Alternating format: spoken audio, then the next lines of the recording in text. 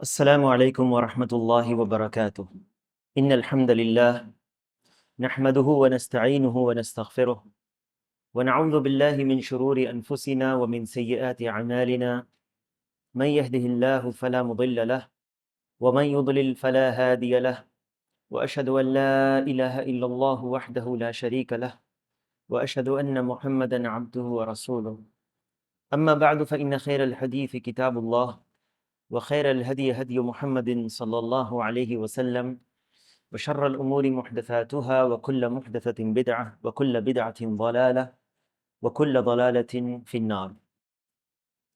کتاب التوحید الذي هو حق اللہ علی العبید کا درس جاری ہے جو شیخ محمد ابن عبد الوہاب التمیمی رحمہ اللہ کی تصنیف ہے، اور جس شرح سے ہم لوگ پڑھ رہے ہیں وہ علامہ شیخ صالح الفوزان حفظہ اللہ کی شرح الملخص فی شرح کتاب التوحید ہے، اور جس باب میں ہم لوگ پہنچے تھے وہ ہے باب من حقق التوحید دخل الجنت بغیر حساب.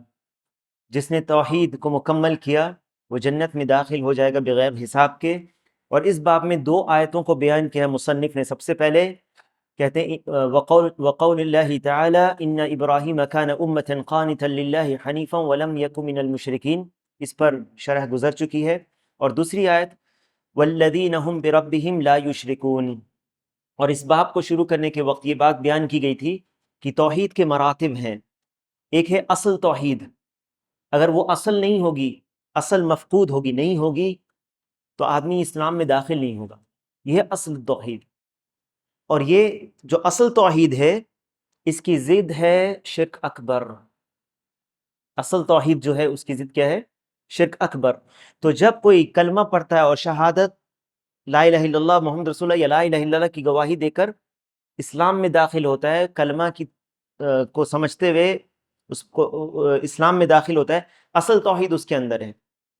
اب اس کا عمل جیسا ہوگا توحید کے اندر مزید وہ یعنی کامل ہوتی جائے گی یا نقصان ہوگا اس کے عمل کے حساب سے.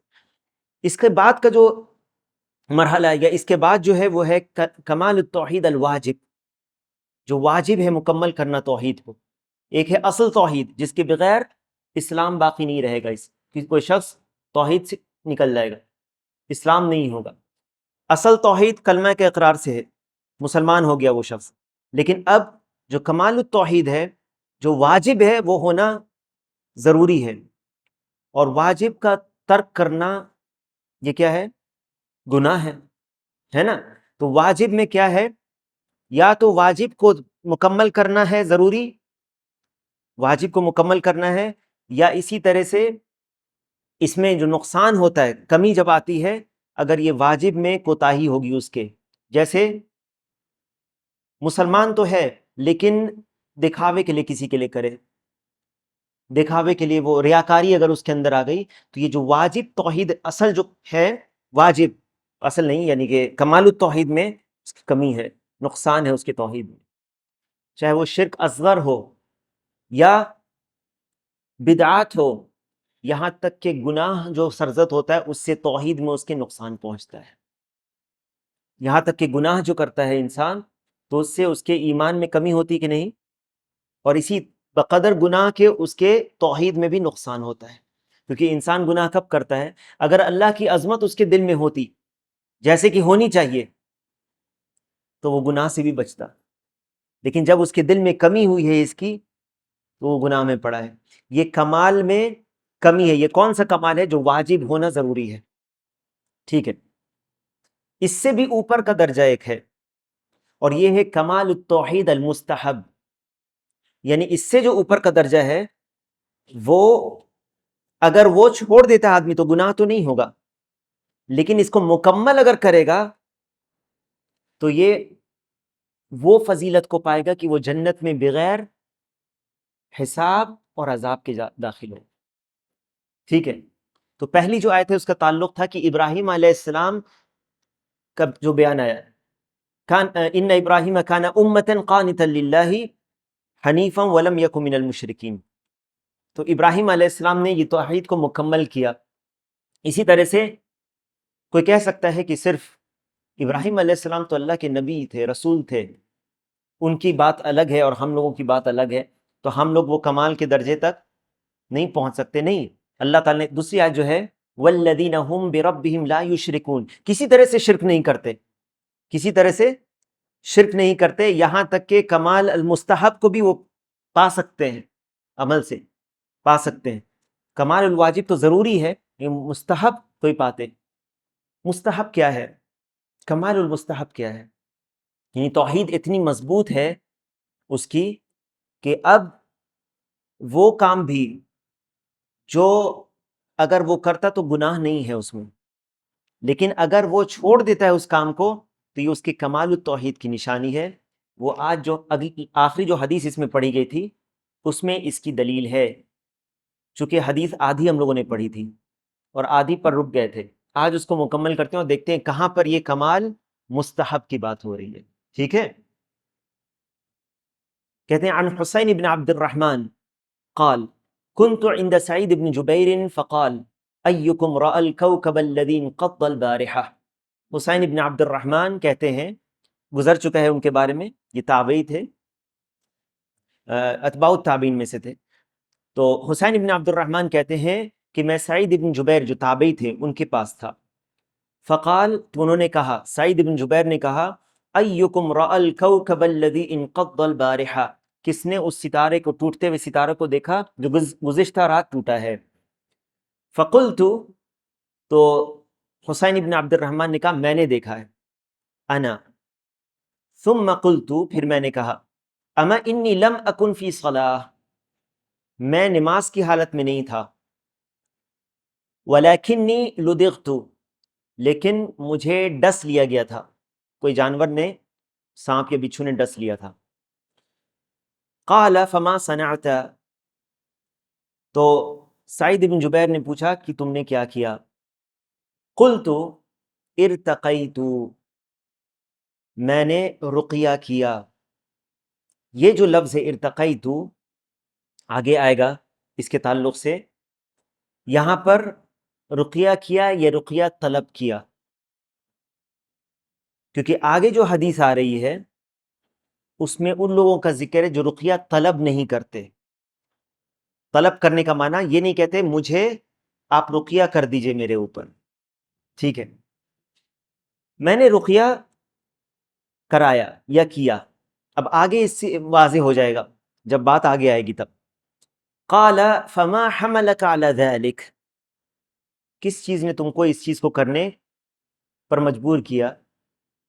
قلت حدیث حدثناه الشعبی، شعبی نے جو حدیث بیان کی۔ اب دیکھو یہ رقیہ کرنے کے لیے ایک حدیث کو یہ بیان کر رہے ہیں، کیونکہ ان کا جو مستند یا جس چیز کی وجہ سے انہوں نے رقیہ کیا یہ جہالت سے نہیں کیا، ایک حدیث، ایک علم کی بنیاد پر کیا تھا انہوں نے رقیہ۔ تو وہ کہتے ہیں، اور سعید بن جبیر نے پوچھا کہ تم نے ایسا کیوں کیا؟ تو انہوں نے علم سے جواب دیا۔ کس چیز سے دیا؟ علم سے، کہ حدیث میں نے مجھے بیان کیا ہمیں الشعبی نے۔ قال وما حدثکم، کہا کہ کیا حدیث بیان کی تم کو؟ کہتے ہیں قلت حدثنا عن بریدہ ابن الحصیب، صحابی ہیں، بریدہ ابن الحصیب سے بیان کیا انہو قال لا رقیۃ الا من عین او حمۃ، کہ رقیہ نہیں، یعنی اس سے مراد کیا ہے کہ رقیہ نہیں ہے، کیا یہ مراد ہے؟ یا لا رقیہ الا من عین او حمۃ، رقیہ نظر بد اور زہریلے جانور کے ڈسنے سے پر کیا جاتا ہے۔ رقیہ تو نظر بد اور زہریلے جانور کے ڈسنے پر کیا جاتا ہے۔ اس کا معنی یہ ہے، غور سے سنیں، اس کا معنی یہ نہیں کہ رقیہ کسی اور چیز کے لیے نہیں کیا جاتا، یعنی اتنا زیادہ نفع بخش، اتنا زیادہ فائدہ کسی اور رقیہ میں نہیں ہوتا جتنا زہریلے جانور کے ڈسنے یا نظر بد کے خلاف رقیہ فائدہ مند ہوتا ہے۔ یہ معنی ہے اس کا۔ کیوں یہ فائدہ کیوں بیان کیا گیا؟ اس لیے کیونکہ نبی صلی اللہ علیہ وسلم کو رقیہ کیا گیا، عائشہ رضی اللہ عنہا نے بھی کیا جب آپ بیمار تھے، ٹھیک ہے، اور نبی صلی اللہ علیہ وسلم پر جب جادو ہوا تو جبرائیل اور میکائیل علیہ السلام نے آ کے رقیہ کیا، ٹھیک ہے، تو جادو کے خلاف بھی رقیہ کیا جاتا ہے، بخار کے خلاف بھی رقیہ کیا جاتا ہے، اور یہ اس حدیث سے پتہ چلتا ہے کہ رقیہ جتنا فائدہ مند جتنا فائدے مند نظر بد کے خلاف یا زہریلے جانور ڈسنے کے خلاف فائدہ مند ہوتا ہے، اتنا دوسری چیز کے لیے نہیں ہوتا ہے اس حدیث سے۔ لیکن بخار کسی کو آجے تو رقیہ کر سکتے ہیں کہ نہیں؟ کر سکتے ہیں رقیہ، وہ علاج ہے اس میں۔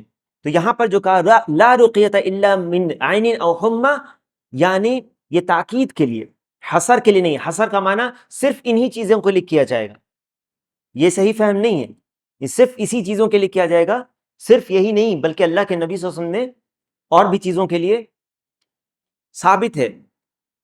قال، اب دیکھو سعید بن جبیر کیا کہتے ہیں، تابعی ہیں، قد احسن من انتہا الی ما سمع، جس نے جو سنا، حدیث جو اس تک پہنچی، اس کے مطابق اگر عمل کیا تو ٹھیک کیا اس نے۔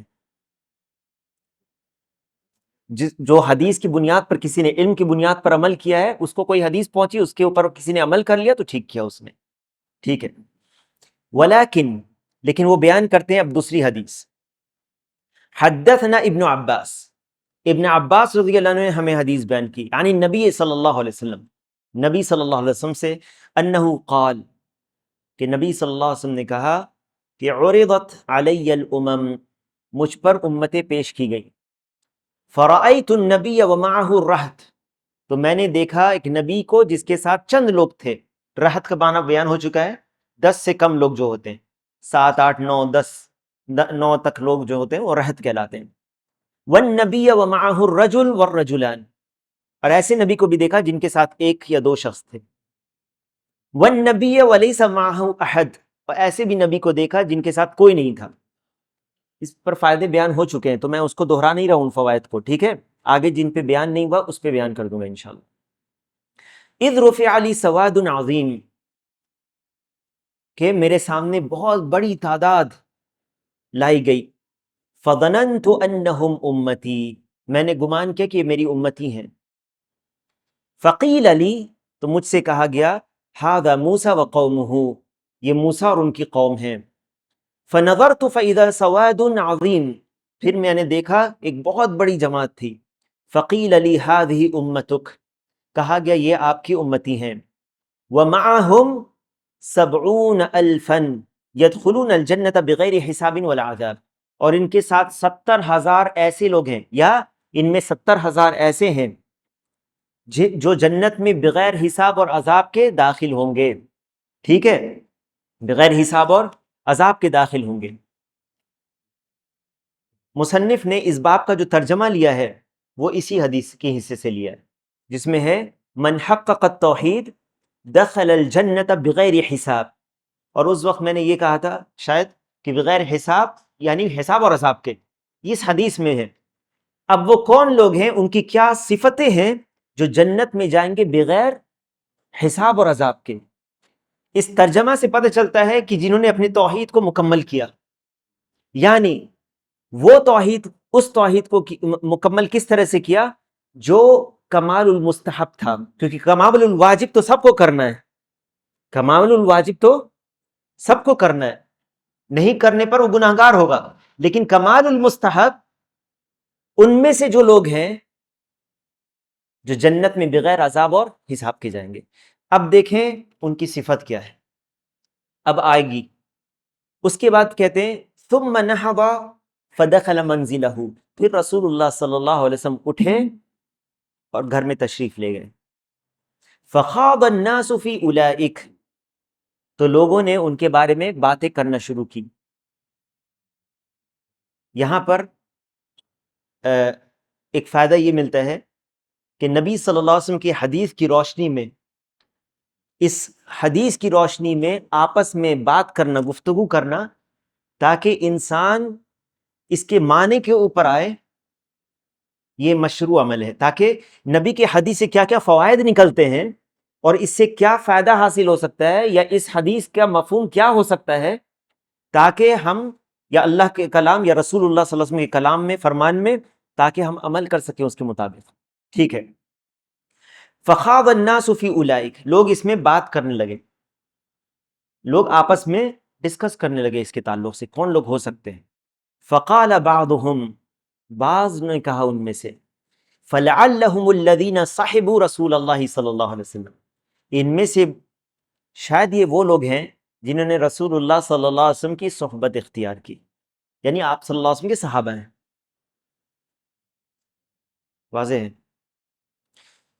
وقال بعضهم فلعلهم الذين ولدوا في الاسلام فلم يشركوا بالله شيئا. بعض نے کہا کہ یہ وہ لوگ ہو سکتے ہیں جو اسلام میں پیدا ہوئے، جاہلیت میں نہیں، اسلام میں پیدا ہوئے اور اللہ کے ساتھ کبھی انہوں نے شرک نہیں کیا. وذکروا اشیاء، اور بھی چند چیزیں بیان کی، بات صحابہ نے آپس میں جو بات کر رہے تھے. فخرج علیہم رسول اللہ صلی اللہ علیہ وسلم، اتنے میں رسول اللہ صلی اللہ علیہ وسلم واپس تشریف لائے اور فاخبروہ، ان لوگوں نے رسول اللہ صلی اللہ علیہ وسلم کو اس تعلق سے بیان کیا کہ ہم لوگ کیا بات کر رہے تھے. ٹھیک ہے. اللہ کے نبی صلی اللہ علیہ وسلم نے یہاں پر انہیں اس بات کو کرنے سے منع نہیں کیا کہ تم اس میں کیوں بات کر رہے تھے آپس میں، کیونکہ یہاں پر یہ پتہ چلتا ہے کہ حدیث کا جو معنی ہے وہ یہ کون لوگ ہو سکتے ہیں، اس کے بارے میں آپس میں اس چیز کے تعلق سے تحقیق کرنا حدیث کی روشنی میں یا قرآن کی روشنی میں یہ مضمون نہیں ہے. لیکن اگر یہ عقیدے کا مسئلہ ہوتا، جو متفق مسئلہ ہے عقیدے کا اگر ہوتا، ٹھیک ہے، جیسے تقدیر والے مسئلے میں اللہ کے نبی صلی اللہ علیہ وسلم نے جب بعض صحابہ آپس میں بات کر رہے تھے اس تعلق سے اور کچھ اختلاف ہوا تو نبی صلی اللہ علیہ وسلم نے ناراضگی کا اظہار کیا. تو یہاں پہ کیا پتہ چل رہا ہے کہ رسول اللہ صلی اللہ علیہ وسلم کی حدیث کو سمجھنے کے لیے اگر آپس میں بات کی جائے، ٹھیک ہے، تو یہ مذموم نہیں، کیونکہ نبی صلی اللہ علیہ وسلم نے ان کو اس چیز سے منع نہیں کیا، بلکہ کہا فقال لهم. اس سے کیا پتہ چلتا ہے کہ رسول اللہ صلی اللہ علیہ وسلم نے جو بات بتائی ابھی، هم الذين لا يسترقون ولا يكتوون ولا يتطيرون وعلى ربهم يتوکلون.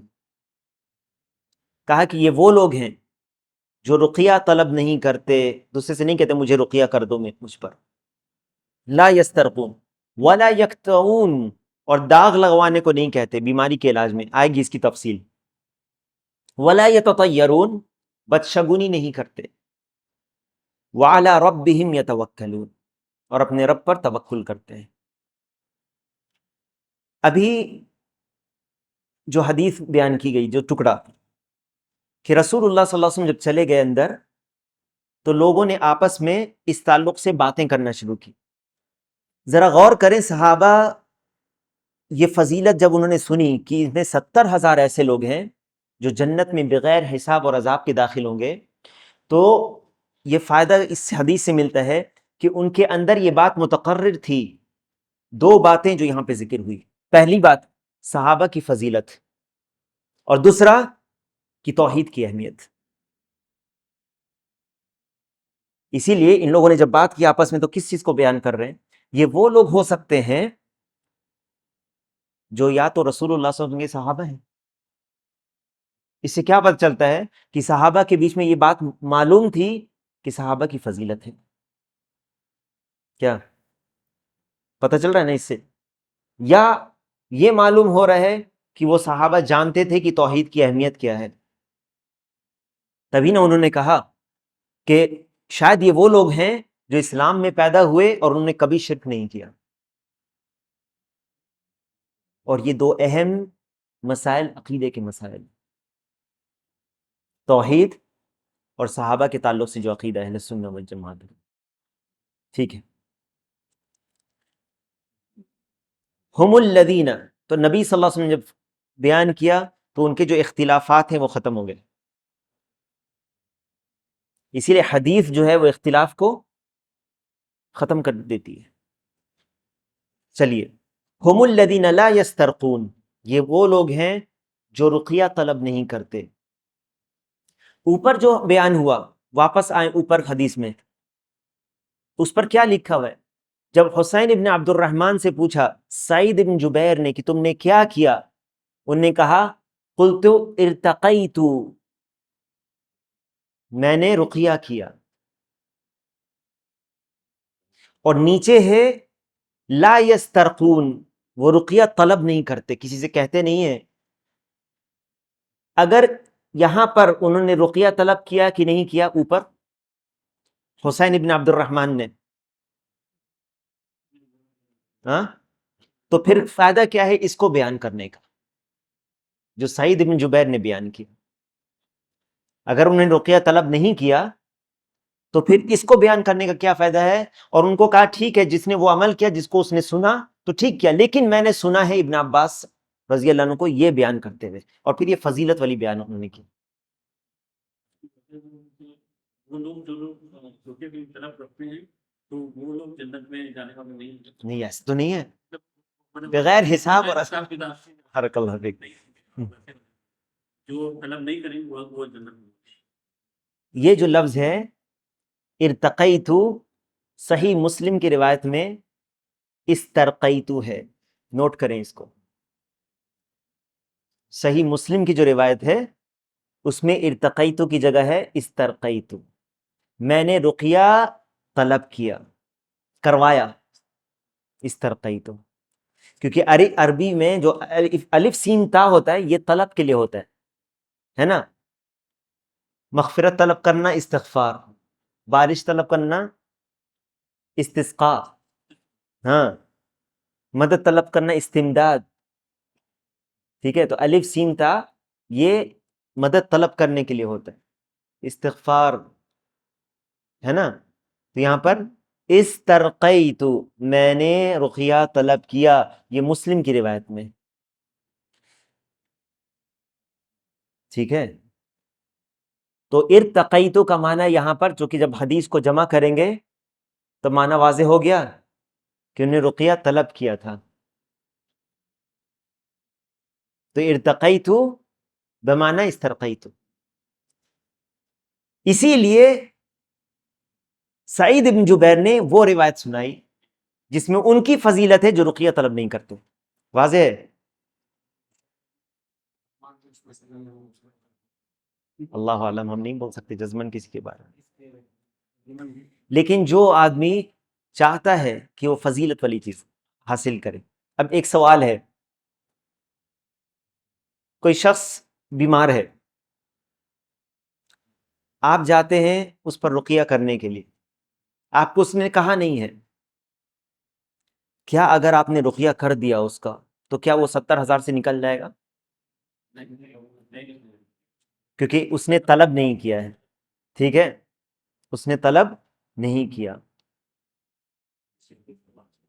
ہاں، چھوٹی بچی جو بول رہی تھی باپ نے ماں کو کہا یہ سب مسائل آئیں گے انشاءاللہ، کیونکہ وہ ابھی تو وہ چھوٹی بچی ہے، باپ نے جب ماں کو کہا تو پھر باہر وہ خود کر دے رقیہ۔ اچھا، ہم الذین لا یسترقون، یہ وہ لوگ ہیں جو رقیہ طلب نہیں کرتے۔ رقیہ طلب کرنا، اگر کوئی شخص کسی کو کہتا ہے مجھے پڑھ کر ذرا رقیہ کر دو، اب آپ بتائیں کہ کیا یہ گناہ ہے؟ گناہ نہیں ہے، لیکن توحید کامل ہونے میں سے یہ ہے کہ وہ یہ مطالبہ بھی نہ کرے کسی کا، کیونکہ وہ ایک طرح سے کسی مخلوق کے لیے محتاجی دکھا رہا ہے، جبکہ یہ پوری محتاجی اگر وہ اللہ کے لیے دکھائے گا یہ مستحب ہے۔ گرچہ وہ موجود جو مخلوق ہے، جو مخلوق موجود ہے، جو آپ کے سامنے ہے اور قادر ہے، اس سے کہنے میں کوئی حرج نہیں ہے نا، لیکن وہ اس سے اونچا درجہ ہے کہ وہ اس کے باوجود بھی اللہ پر توکل کرتا ہے اور خود رقیہ کر لے، کوئی حرج نہیں ہے۔ خود رقیہ اگر کر لے گا تو اس سے باہر نہیں ہوگا، سمجھ رہے ہیں؟ خود رقیہ کر دے یا کوئی شخص اس کو خود بخود رقیہ کر دے بغیر اس کے مطالبے کے، لیکن اگر وہ ایک طرح سے لوگ کو کہتا ہے کہ مجھ پر رقیہ کرو، تو ایک طرح سے یہ سوال ہے لوگوں سے، سوال ہے، ابھی آگے آئے گی وجہ، میں بتاؤں گا آگے کہ اللہ کے نبی صلی اللہ علیہ وسلم نے کس طرح سے صحابہ کی تربیت کی ہے، کہ جو جائز امور میں کسی سے طلب نہیں کرے گا تو من باب اولا، اور وہ ہر طرح سے جو جائز ہے اس پر بھی وہ طلب نہیں کر رہا، بلکہ اس میں بھی اللہ سبحانہ و تعالیٰ کے اوپر وہ توکل کر لیتا ہے۔ دیکھا درجہ، دیکھو توحید کیا اس کے اندر کہ وہ اللہ پر بھروسہ ہے اس کو، اور وہ طلب بھی نہیں کرتا کسی مخلوق سے جب ضرورت نہیں ہے اس کو۔ کیا وہ خود رقیہ کر سکتا ہے کہ نہیں؟ کر سکتا ہے۔ ایک شخص ہے جو جاتا ہے ڈاکٹر کے پاس اور کہتا ہے کہ ڈاکٹر صاحب مجھے دوا وغیرہ لکھ کر دے دیجیے، کیا اس کو اس میں شامل کریں گے یا نہیں؟ اس نے سوال کیا کہ نہیں ڈاکٹر سے؟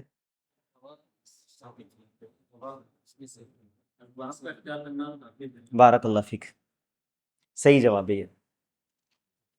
تو اس کا جواب یہ ہے کہ الاخذ بالاسباب لا ینافی کمال التوحید یا توکل۔ اسباب کو اختیار کرنا یہ توحید کے کمال یا توکل کے خلاف نہیں ہے، ٹھیک ہے؟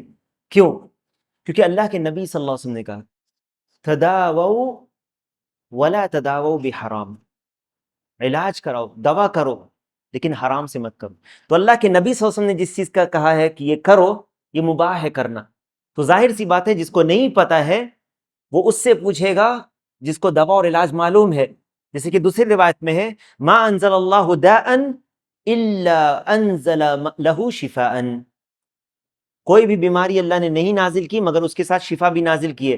فعلمہ من علمہ وجہلہ من جہلہ، جو جان لیا جس کو علم ہے اس کا وہ جانتا ہے، جس کو نہیں معلوم وہ نہیں جانتا۔ تو جو نہیں جانتا ہے وہ کس سے پوچھے گا؟ جس کو علم ہے، اور یہ اس کے خلاف نہیں ہے کیونکہ اس نے اسباب کو اخذ کیا ہے یہاں پر، اور یہ کمال التوکل اور کمال التوحید مستحب کے خلاف نہیں ہے۔ واضح ہے؟ ٹھیک ہے۔ اچھا، اگر کوئی شخص سوال کرتا ہے کسی سے، کیونکہ بعض روایتوں میں ہے کہ اللہ کے نبی صلی اللہ علیہ وسلم نے بیعت لی بعض صحابہ سے بیعت لی اس بات پر کہ تم کہ لوگوں سے کچھ نہیں مانگو گے۔ اس کے بعد ایسے صحابہ تھے جن کے کوڑے اگر سواری پر سے گر جاتا تھا تو وہ خود اترتے تھے اور اٹھاتے تھے، کسی سے مانگتے نہیں۔ یہ کیا ہے؟ یہ کیا ہے؟ کسی بھی اور شخص، جبکہ یہ مانگنا کیا تھا؟ جائز تھا، لیکن اس کو بھی وہ چھوڑ دیا کمال التوحید کی وجہ سے۔ تو یہ مستحب ہے، سمجھ گئے آپ؟ مستحب، یہ توحید کامل جو کمال التوحید المستحب ہے وہ کیا ہے، سمجھ گئے اب آپ؟ ٹھیک ہے۔ کیا ہر سوال اس میں داخل ہے، ہر سوال کرنے والا؟ اچھا، کوئی کہتا ہے کہ ٹھیک ہے تو میں کسی سے کوئی سوال نہیں کروں گا، یہاں تک کہ میں عالم سے بھی سوال نہیں کروں گا۔ یہ غلط ہے۔ کیوں؟ کیونکہ اللہ تعالیٰ نے کیا کہا ہے؟ فَاسْأَلُوا أَهْلَ الذِّكْرِ إِن كُنتُمْ لَا تَعْلَمُونَ۔ واضح ہے؟ یہ توحید کی گہرائی سمجھو اس سے۔ وہ چیز جو بغیر جس کی حاجت لوگوں کو نہ ہو، اس کے باوجود بھی وہ مانگے اس چیز کو، یا وہ چیز کر سکتا ہے لیکن اس کے باوجود بھی وہ نہ کرے۔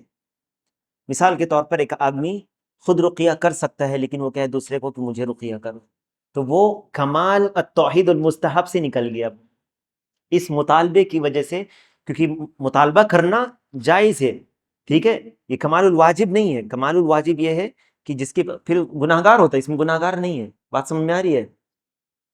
اس مسئلے کو اچھی طرح سمجھے۔ اس میں وہ شامل نہیں ہے جو شخص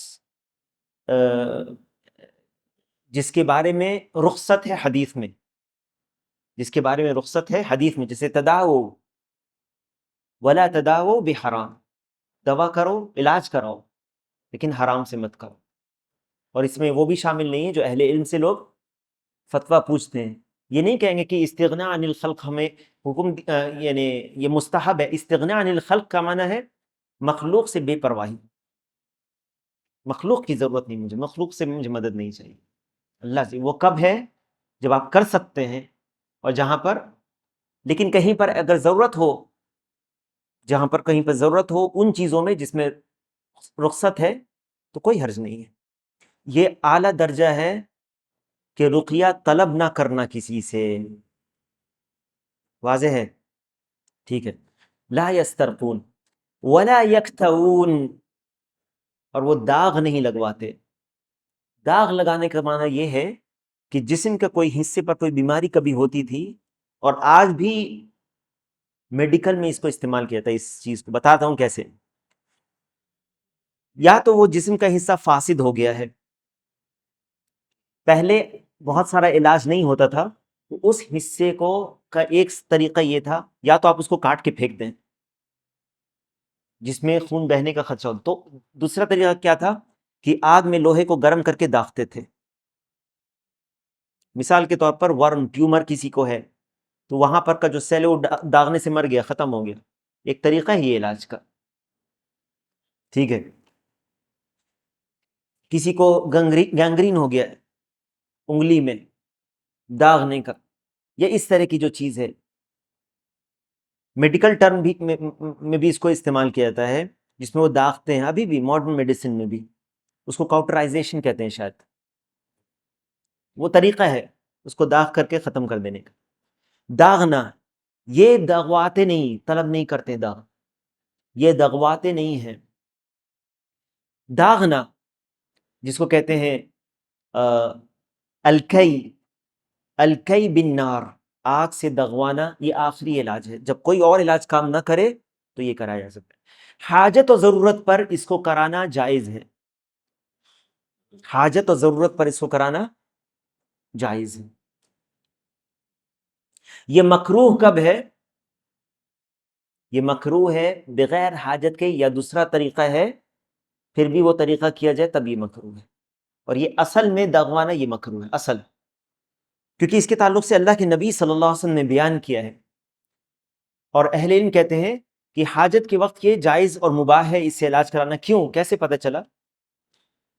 کیونکہ بعض صحابہ نے کرایا ہے تو یہ حرام نہیں ہوا۔ بعض صحابہ نے کرایا ہے، دغوایا ہے حاجت کے وقت، تو یہ حرام نہیں ہوا۔ کیسے پتہ کہ حرام نہیں ہوا؟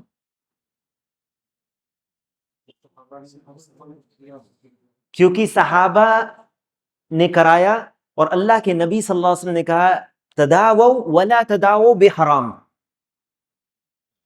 دوا کراؤ لیکن حرام سے مت کراؤ، ٹھیک ہے۔ اور صحابہ نے کرایا، صحابہ جانتے تھے کہ نہیں اس کو، ٹھیک ہے۔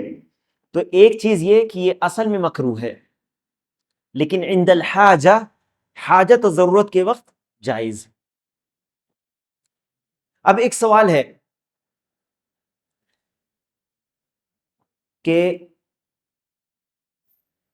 یہ حرام نہیں ہے اس لیے کیونکہ اللہ کے نبی صلی اللہ علیہ وسلم نے بیان کیا، بخاری کی روایت میں ہے، الشفاء فی ثلاث، شفا تین چیزوں میں ہے، شربت عسل، شربتی عسل، شہد کو پینے میں، وشرطۃ محجم، اور حجامہ کرنے والے کے کاٹنے میں، وہ جو لگاتے ہیں شرطہ، او کیۃ بنار، یا آگ سے داغنے میں، یہ تین چیزوں میں علاج ہے یا شفا ہے، ٹھیک ہے۔ لیکن اس کے بعد اللہ کے نبی صلی اللہ علیہ وسلم نے کہا وَأَنَا أَكْرَهُ الْكَيْ، میں داغنے کو ناپسند کرتا کیونکہ اس میں جسم کو اذیت پہنچتی ہے، تکلیف پہنچتی ہے، تو یہ اصل میں مکروہ ہے اس حدیث کے روشنی میں، ٹھیک ہے، اصل میں یہ، لیکن ضرورت پڑنے پر یہ جائز اور مباح ہے، کیونکہ نبی صلی اللہ علیہ وسلم نے بعض صحابہ کو یا بعض صحابہ نے کیا اس کو، اور یہ ممکن نہیں ہے کہ نبی صلی اللہ علیہ وسلم نے کسی کو اجازت دی ہو یا بعض صحابہ نے کیا ہو، اگر مجھے یاد نہیں آ رہا ہے لیکن وہ روایت کیسی، اس کو دیکھنا پڑے گا کہ نبی صلی اللہ علیہ وسلم نے بعض صحابہ کو اجازت دی اس کی، اور یہ نبی صلی اللہ علیہ وسلم نے اگر وہ یعنی جائز ہوگا تبھی اس کی اجازت دی، تو جب مجبوری کی حالت ہوتی ہے جس میں ضرورت پڑتی ہے تو اس میں کرانے میں کوئی حرج نہیں ہے۔ اور دوسری بات کہ یہاں پر آپ لوگوں سے سوال کرتے ہیں کہ مجھے یہ داغ دو، ٹھیک ہے، اس لیے تو داغنا ولا یکتو، یہ دغواتے نہیں ہیں، ولا یکتون، اگر کوئی دغواتا ہے تو گناہگار نہیں ہے، علاج کرنے کے لیے کراتا ہے، لیکن اگر چھوڑ دیتا ہے تو یہ اعلیٰ درجے پر ہے نا، ایک تو لوگوں سے سوال نہیں کرتا اس چیز میں اور اللہ پر توکل کرتا ہے۔ ولا یتطیرون، بدشگونی نہیں لیتے۔ بدشگونی لینا کیا ہے؟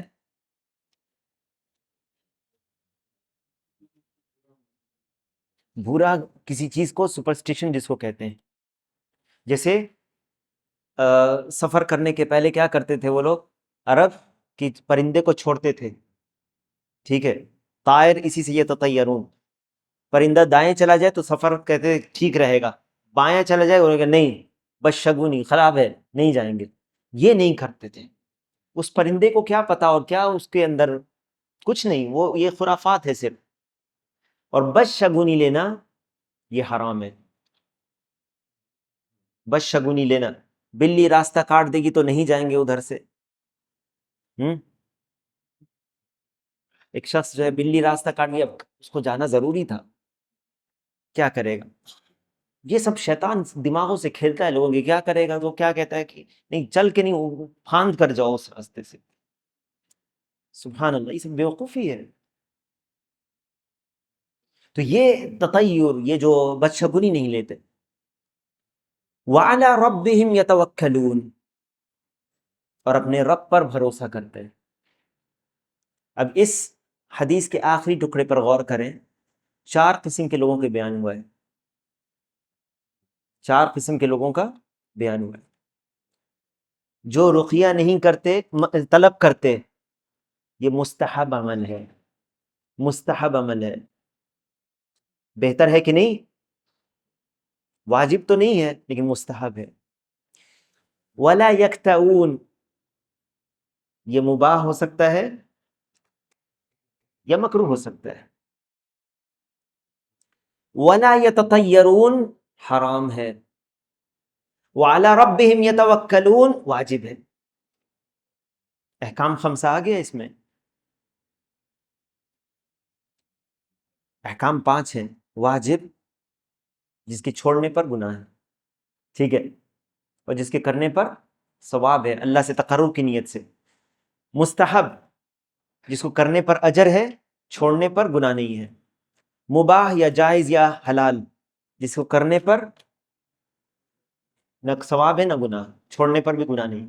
مکروہ، کرنے پر گناہ نہیں ہے لیکن چھوڑنے پر ثواب ہوگا اگر تقرب کی نیت سے چھوڑا جائے گا۔ اور آخری میں حرام ہے، جس کو کرنے پر گناہ ہے اور چھوڑنے پر اللہ سے تقرب حاصل کرنے کے لیے اجر ہے۔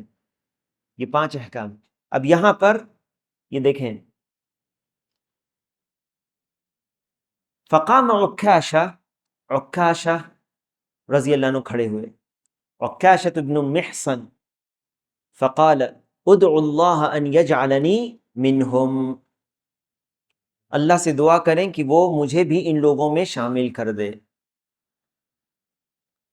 تو نبی صلی اللہ علیہ وسلم نے کہا قال انت منہم، تم ان میں سے ہو۔ تو عکاشہ بن محصن کے بارے میں ہم کہتے ہیں وہ جنتی ہیں، اور ہم کسی کے بارے میں جنتی اور جہنمی ہونے کی گواہی نہیں دیتے، مگر اس کے بارے میں جنتی ہونے کی گواہی دیتے ہیں جس کے بارے میں اللہ کے رسول صلی اللہ علیہ وسلم نے بیان کیا، قرآن و سنت سے ثابت ہو۔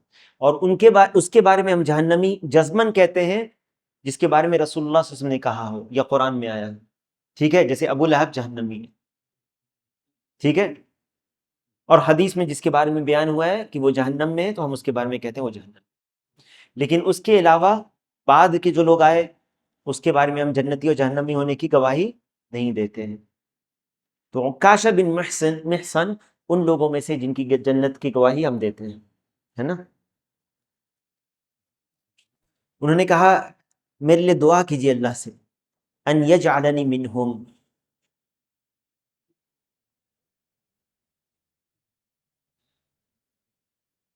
عکاشہ رضی اللہ عنہ کا یہ کہنا کہ میرے لیے اللہ کے رسول آپ دعا کیجیے۔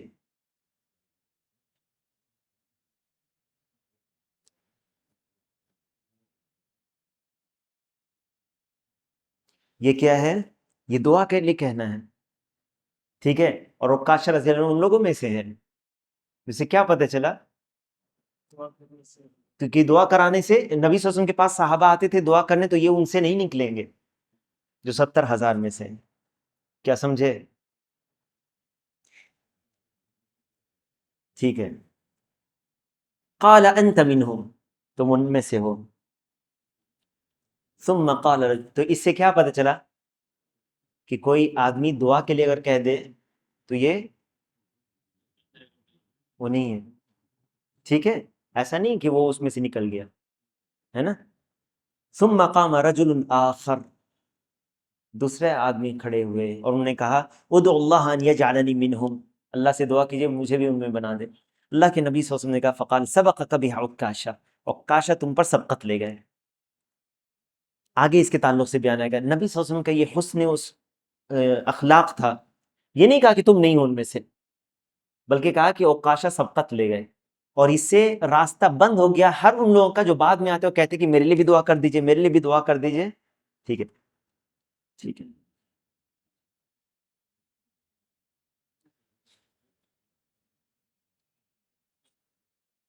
نبی صلی اللہ علیہ وسلم سے دعا کے لیے کہنا اور بعد کے لوگوں کے لیے دعا کے لیے کہنا، دونوں میں فرق ہے۔ سمجھ رہے ہیں آپ بات؟ انشاءاللہ آگے یہ بیان ہوگا، ٹھیک ہے۔ شرح، اس کی شرح میں شیخ کہتے ہیں تراجم الرجال الواردہ اسماءہم فی الحدیث، اب جن لوگوں کا نام آیا ہے پہلے ان کے بارے میں سن لیں کون کون ہے اس حدیث میں۔ کہتے ہیں حسین بن عبد الرحمن السلمی الحارثی من تابع التابعین مات سنہ 136 وله 93 سنہ۔ یہ جو ہے حسین بن عبد الرحمن السلمی، یہ تابع تابعین میں سے ہیں جن کی وفات ہوئی 136 ہجری میں، اور انہوں نے 93 سال پائی، لمبی عمر پائی۔ سعید بن جبیر امام الفقی ہیں، من اجلت اصحاب ابن عباس، ابن عباس رضی اللہ عنہ کے صحابہ میں سے، کے ساتھیوں میں سے۔ قتلہ الحجاج، حجاج نے ان کو قتل کیا تھا 95 ہجری میں، جبکہ انہوں نے 50 سال بھی مکمل نہیں کیا تھا، یعنی ابھی سعید ابن جبیر کی عمر 50 سال بھی نہیں ہوئی تھی، ٹھیک ہے، ہاں، تابعین میں سے۔ الشعبی اسمہ عامر ابن شراحیل یا شراحیل الحمدانی، ولد فی خلافت عمر۔ الشعبی یہ محدث ہیں، من ثقات التابعین، ثقات کہتے ہیں ریلائبل کو۔ ان کی وفات ہوئی 103 ہجری میں۔ یہ سب سلف ہیں ہمارے، اسلاف امت میں سے ہیں۔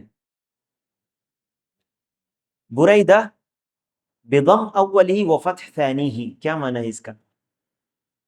حدیث کی کتابوں میں پہلے زبر زیر و پیش نہیں لکھا جاتا تھا، دیکھیں بضم اولی یعنی با پر پیش ہے، بریدہ کیسے پڑھیں گے؟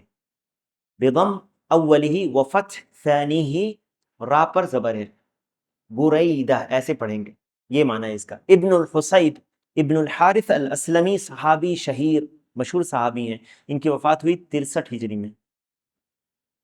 ابن عباس هو الصحابی الجلیل عبداللہ ابن عباس ابن عبد المطلب۔ ابن عباس کون ہے؟ عبداللہ ابن عباس ابن عبد المطلب ابن عم النبی صلی اللہ علیہ وسلم، نبی صلی اللہ علیہ وسلم کے چچا زاد بھائی۔ دعا لہ النبی صلی اللہ علیہ وسلم، نبی صلی اللہ علیہ وسلم نے ان کے لیے دعا کی تھی۔ فقال اللہم فقہہ فی الدین وعلمہ التأویل، اے اللہ انہیں دین کی سمجھ عطا کر، دین میں فہم عطا کر، اور انہیں قرآن کی تفسیر سکھا۔ یہاں پر تأویل سے مراد تفسیر ہے۔ تأویل کا 3 معنی ہوتا ہے۔ تأویل کا ایک معنی ہے تفسیر، ہم لوگ بولتے ہیں نا کہ یہ تأویل تفسیر۔ دوسرا معنی کسی چیز کا معال، آخری انجام، یہ تأویل۔ اور تیسرا معنی جو لوگ بعد کے اہل علم نے استعمال کیا، تأویل جو کرتے ہیں یعنی جو صحیح کلام اللہ کا جو ہے اس سے پھیر دینا، اس کے معنی سے، ہاں، پھیر دینا، اصل معنی سے جو اہل بدعت کرتے، یہ بعد کے متاخرین کے استعمال کیا ہوا ہے، ٹھیک ہے۔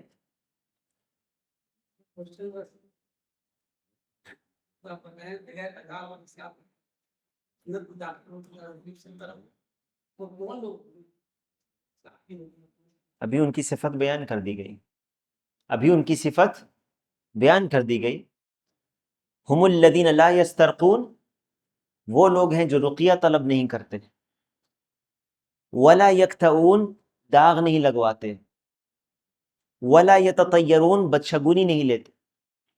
وعلی ربہم یتوکلون، یہ ان کی صفت ہے، وہ رب پر توکل کرتے ہیں، یہ ان کی صفت ہے، چاہے وہ صحابہ ہوں یا صحابہ کے بعد آنے والے. ٹھیک ہے، یہ کیوں بیان کیا جا رہا ہے؟ تاکہ لوگ اس صفت کو اختیار کرنے کی کوشش کریں، اس پر ترغیب دلائی جا رہی ہے. ٹھیک ہے. فَكَانَ كَذَلِكَ وَمَاتَ بِالطَّائِفِ سَنَةَ 68. ابن عباس رضی اللہ عنہ کی وفات ہوئی ہے طائف میں 68 ہجری میں. عکاشہ ابن محصن ابن حرثان الاسدی كان من السابقین الی الاسلام، اسلام میں سبقت لے جانے والے میں سے، پہلے ایمان لانے والوں میں سے تھے. حاجر وشہد بدرا، ہجرت بھی کی انہوں نے اور بدر میں بھی حاضر رہے. وقاتل فیہا، اس میں لڑے بھی. واستشہد فی قتال الردہ مع خالد بن ولید سنہ، شہید کر دیے گئے قتال ردہ میں، ردہ خالد بن ولید کے ساتھ رضی اللہ عنہ کے ساتھ. قتال ردہ کب ہوا تھا؟ 12 ہجری میں. کس کے دور خلافت میں؟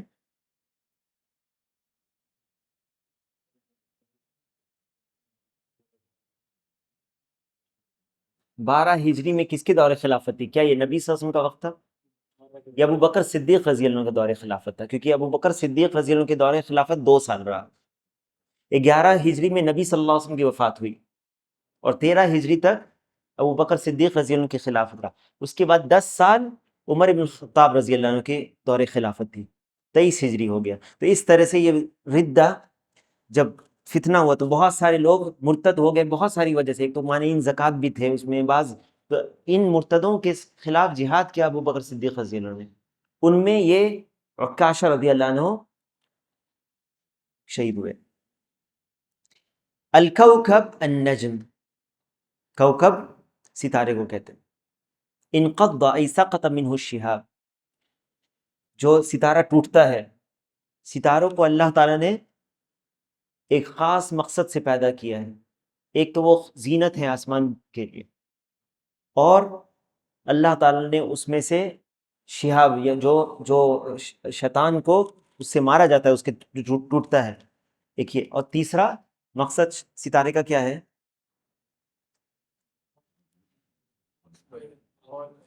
ہم؟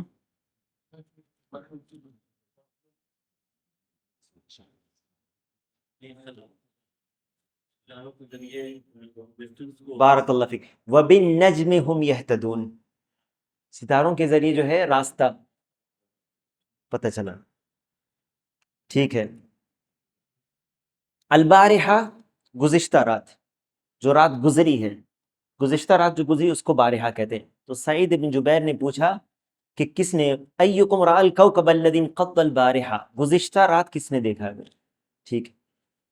یقال قبل الزوال رأیت اللیل وبعد الزوال رأیت البارحہ. صبح کے وقت کہیں گے اگر یہ بات کہ گزشتہ رات، تو آپ کہیں گے لیلہ، گزشتہ رات. اور زوال کے بعد کہیں گے بارحہ، البارحہ. ہاں.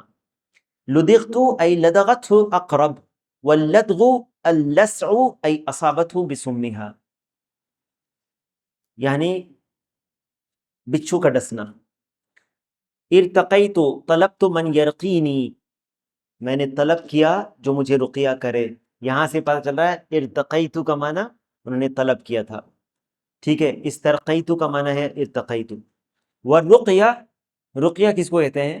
قرآن کو پڑھنا اور دعائے مشروعہ جو ہیں.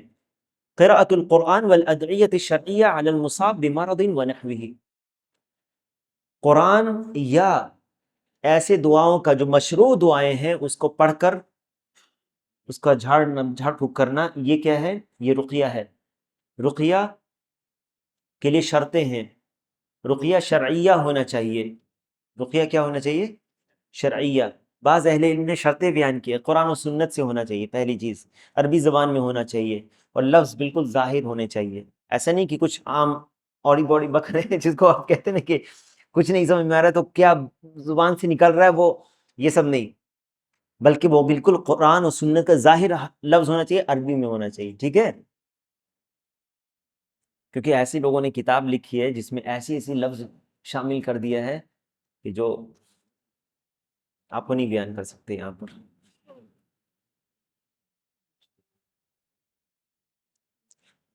عربی میں رقیہ اگر کوئی کرتا ہے اور قرآن سے نہیں ہے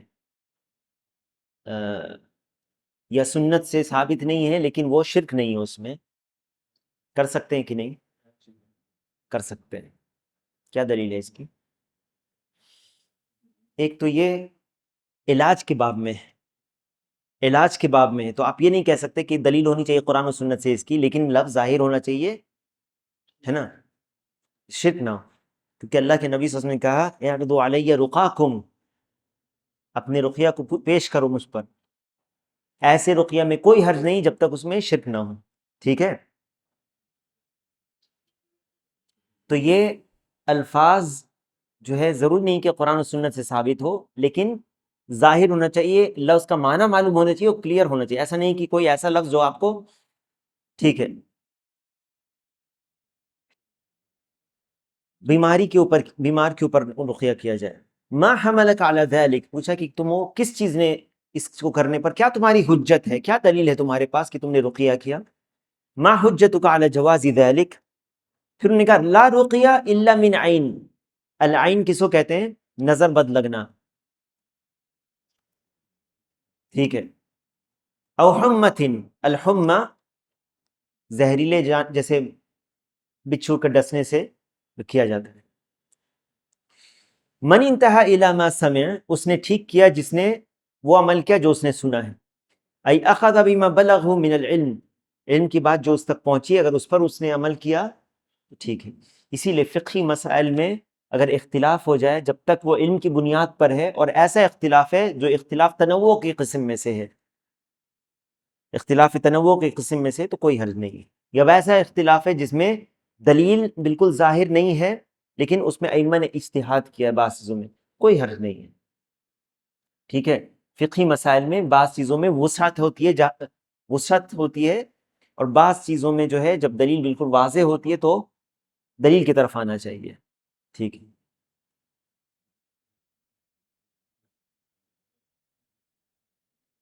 یعنی فقہی وسعت کا معنی کیا ہے کہ اگر دلیل کی روشنی میں کوئی اختلاف کر رہا ہے تو کوئی حرج نہیں. ایسا نہیں کہ وسعت کا معنی یہ کہ کوئی جہالت کی بات کرے اور کہے نہیں فقہی مسئلہ ہے تو کوئی بھی کچھ بھی کر لے، نہیں، ایسا بات نہیں ہے.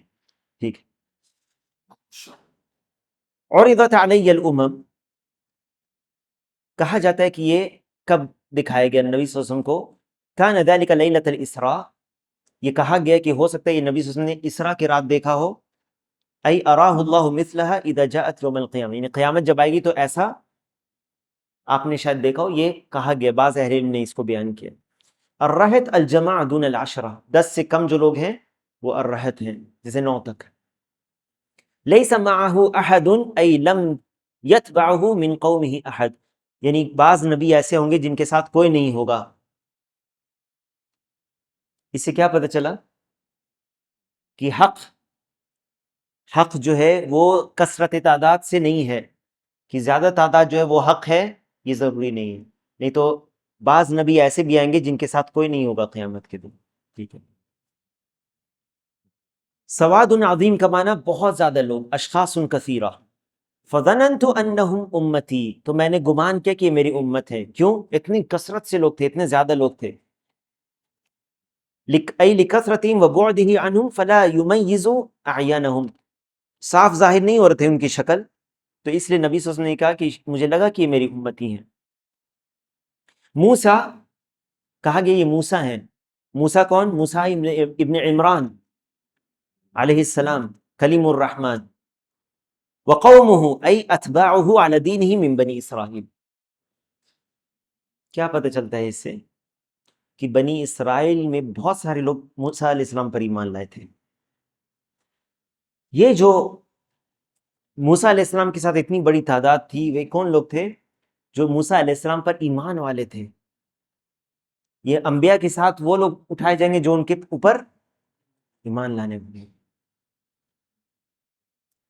اسی لیے آپ غور کریں کہ بعض نبی کے ساتھ کوئی نہیں ہوگا، تو ایسا تو نہیں کہ نبی کسی کی طرف نہیں گئے، نبی تو اپنی قوم کی طرف گئے، لیکن وہ قوم نے ایمان نہیں لائی نبی پر، تو ان کے ساتھ ان کا حشر نہیں ہوگا۔ زمانے میں وہ امتی کو پہچانے کیا؟ ہاں، حدیث سے تو پتہ چلتا ہے کہ بعض امتیوں کے بارے میں نبی صلی اللہ علیہ وسلم کہیں گے کہ یہ میری امتی ہیں، جیسے کہ حوض کوثر پر جو حدیث ہے، حوض کوثر کے تعلق سے، کہ بعض لوگ آئیں گے، حوض کوثر پر لایا جائے گا لیکن ان کو ہٹا دیا جائے گا، ہکا دیا جائے گا، جیسے اونٹ کو ہکایا جاتا، کیونکہ ان لوگوں نے دین میں بدعتیں نکالی تھی۔ تو اس لیے اپنے امتیوں کو پہچانیں گے۔ ٹھیک ہے، تو قوم سے مراد ان کی قوم کون؟ ای اتباعہ علی دینہ من بنی اسرائیل، ان کے پیروی کرنے والے جو بنی اسرائیل میں سے تھے۔ بلا حساب ولا عذاب، 70,000 لوگ بلا حساب اور عذاب کے جنت میں داخل ہوں گے۔ ای لا یحاسبون ولا یعذبون قبل دخولہم الجنہ لتحقیقہم التوحید، نہ ان کا حساب ہوگا اور نہ ہی ان کو عذاب ہوگا۔ تو اس کا معنی کیا ہے؟ سیدھا جنت میں، کیونکہ انہوں نے توحید کو مکمل کیا۔ ثم نہض، یعنی نبی صلی اللہ علیہ وسلم اٹھ گئے اس کے بعد، فخاض الناس فی اولئک، ای تباحث الحاضرون واختلفوا فی ہؤلاء السبعین، آپس میں گفتگو کرنے لگے لوگ، ان کے تعلق سے اختلاف کرنے لگے وہ کون لوگ ہوں گے جو 70,000 ہیں۔ بأی عمل نالوا هذه الدرجہ، کون سا عمل ایسا ہوگا جس سے انہوں نے یہ درجہ پا لیا؟ دیکھو صحابہ کی حرص خیر کے لیے کہ وہ آپس میں گفتگو کر کے اس نتیجے کو جاننا چاہتے ہیں کہ آخر وہ کون لوگ ہیں جنہوں نے اس درجے کو، اس مقام کو حاصل کر لیا۔ فَإِنَّهُمْ لَمْ يَنَالُوهَا إِلَّا بِعَمَلٍ فَمَا هُوَ، یہ تو وہی کوئی ایسا عمل، صحابہ یہ جانتے تھے کہ یہ وہ لوگ ہیں جنہوں نے اس درجے کو اپنے عمل سے پایا ہے۔ اسی لیے بعض نے کہا کہ وہ لوگ ہوں گے جو صحابہ ہوں گے، تو صحابہ ایمان لائے کہ نہیں لائے نبی صلی اللہ علیہ وسلم پر؟ ٹھیک ہے، اور جنہوں نے کہا کہ کبھی شرک نہیں کیا، تو اس میں کیا ہے؟ یہ دو چیزوں کی اہمیت پتہ چل رہی ہے۔ ٹھیک ہے، فَأَخْبَرُوهُ، أي ذَكَرُوا لِلنَّبِيِّ صلی اللہ علیہ وسلم اختلافهم، اپنے اختلاف کو نبی صلی اللہ علیہ وسلم کے سامنے بیان کیا۔ فی المراد بہؤلاء السبعین، یہ 70 لوگوں سے کیا مراد ہے، ہم کیا بات کر رہے تھے اے اللہ کے رسول، یہ ہماری باتیں تھیں۔ تو نبی صلی اللہ علیہ وسلم نے جواب پھر دیا، کہا لا یسترقون لا یطلبون من یرقیہم استغناء عن الناس، لوگوں سے استغنا کس کو کہتے ہیں؟ بے پرواہ، یعنی لوگوں کے لیے بے نیازی، لوگوں سے بے نیازی ظاہر کرنا، لوگوں سے بے نیازی ظاہر کرنا، یہ اعلیٰ درجہ ہے۔ ٹھیک ہے، لا یسترقون، نہیں طلب کرتے رقیہ، ولا یکتوون، لا یسألون غیرہم ان یکویہم بالنار، دوسروں سے طلب نہیں کرتے کہ مجھے داغ لگاؤ، اور داغ لگانا سمجھ گئے، اس کا حکم بھی آپ سمجھ گئے، کبھی یہ مکروہ ہوتا ہے اور کبھی یہ جائز ہو جاتا ہے۔ جب حاجت ہو تو جائز ہے، لیکن اگر بغیر حاجت کے آپ طلب کرتے ہیں تو یہ مکروہ ہے اور آپ اس 70,000 سے نکل جائیں گے۔ ٹھیک ہے، کیونکہ اس میں لوگوں سے سوال کرنا ہے، اور لوگوں سے سوال ترک کر دینا یہ توحید کو کامل کرنے میں سے۔ ٹھیک ہے، ولا يتطيرون لا يتشاءمون بالطيور ونحوها، بدشگونی نہیں لیتے۔ وعلى ربهم يتوكلون يعتمدون في جميع امورهم عليه لا على غيره ويفوضون امورهم اليه، اللہ کے سپرد اپنے معاملے کو کر دینا۔ اللہ کے سپرد اپنے معاملے کو کر دینے سے کیا مراد ہے؟ کیا اس سے یہ مراد ہے، غور سے سننا بات کو، کیا اس سے یہ مراد ہے کہ آپ اسباب نہیں اختیار کریں اور گھر میں بیٹھ جائیں اور کہیں کہ میری رزق تو لکھی ہوئی ہے اور میں کچھ کام نہیں کروں، میرے میں کسی چیز کو حاصل کرنے کے لیے جس میں میرے لیے خیر ہو اس کے لیے محنت نہ کروں، کیونکہ یہ سب تو لکھا ہوا ہے، ضرورت نہیں ہے، میں اللہ پر توکل کرتا ہوں. کیا یہ توکل کا معنی ہے؟ اسباب کو اختیار کرنا توکل کے منافی نہیں ہے. کیا دلیل ہے اس کی؟ کون جواب دے گا؟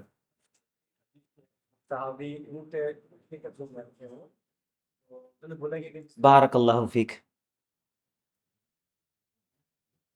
عقلها وتوکل، اس کو باندھو پھر اللہ پر بھروسہ کرو. ایسا نہیں کہ آپ نے اونٹ کو چھوڑ دیا باہر، چلو تمہاری گاڑی لگائی ہے، اپنے شیشہ کھول دیا، اللہ پر توکل کر کے چھوڑ دیا. یہ توکل نہیں، یہ آپ کی عقل کا قصور ہے.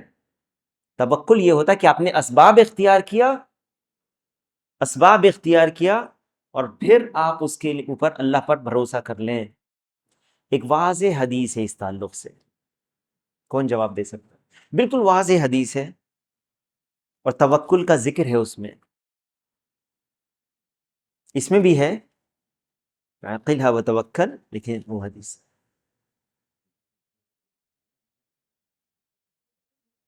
لو توکلتم علی اللہ حق توکلہ،